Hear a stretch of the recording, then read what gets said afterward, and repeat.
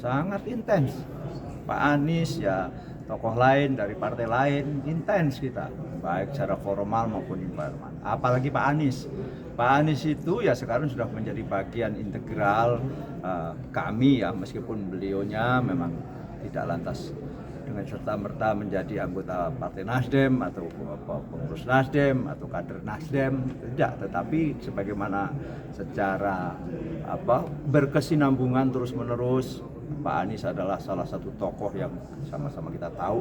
Kita bersyukur kemarin Nasdem calonkan Pak Anies, dan dalam proses Pilpres ya, berpasangan dengan Pak Muhaimin Iskandar berjalan dengan sangat-sangat elegan. Nah, itulah kami kebahagiaan, itulah demokrasi.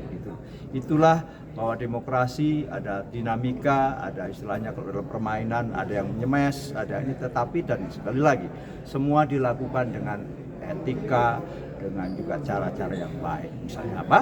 Ketika terjadi pertarungan, katakanlah mungkin ada smash tadi istilahnya kalau dalam sepak badminton, tetapi begitu memang dinyatakan pemenang dan bahkan diserah terimakan trofi itu, Pak Anies kan datang di KPU waktu itu. Itulah bentuk penghormatan kita kepada eleganitas, kepada fairness, kepada bahwa betul ada catatan-catatan sebelumnya yang dibawa juga ke MK, Mahkamah Konstitusi. Saya kira itu bagian yang juga memang kita terus-menerus kita peduli terhadap bagaimana proses politik berjalan dengan baik tetap sesuai koridor konstitusi, dan jangan lupa dengan juga tetap memegang teguh pada etika yang kita junjung tinggi.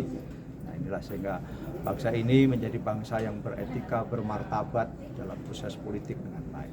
Pembicaraan soal Pilgub DKI berarti sudah ada lebih lanjut dengan misalnya Pak Surya? Ada sebagian itu juga sudah kita soal Pilgub DKI.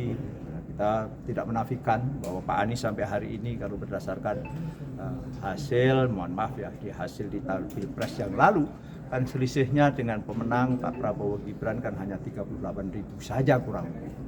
Jadi itu saja, itu menunjukkan bahwa Pak Anies tingkat electability-nya di DKI cukup tinggi, dan juga survei-survei akhir-akhir ini oleh lembaga-lembaga survei baik yang terbuka atau dibuka ke publik maupun tidak, faktanya Pak Anies masih tertinggi di antara kandidat-kandidat lain, di atas 38% bahkan.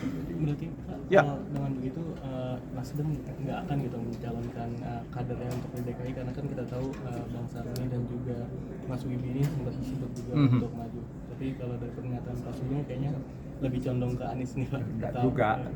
Kan memang kan ada gubernur, ada calon wakil gubernur, gimana coba? Nah, misalnya demikian kan gitu. Bahwa tapi kan ini tadi ditanya apa ada intensitas, bahwa lantas keputusan di ujung nanti kan namanya rekomendasi yang ditandatangani Ketua Umum Pak Surya Paloh dan Sekjen. Itu adalah hasil. Tetapi bahwa komunikasi dinamika ini menyangkut tentang pilkada banyak sekali, termasuk Pak Anies, termasuk calon-calon kandidat lain sebagaimana tadi disebut. Pak Sugeng,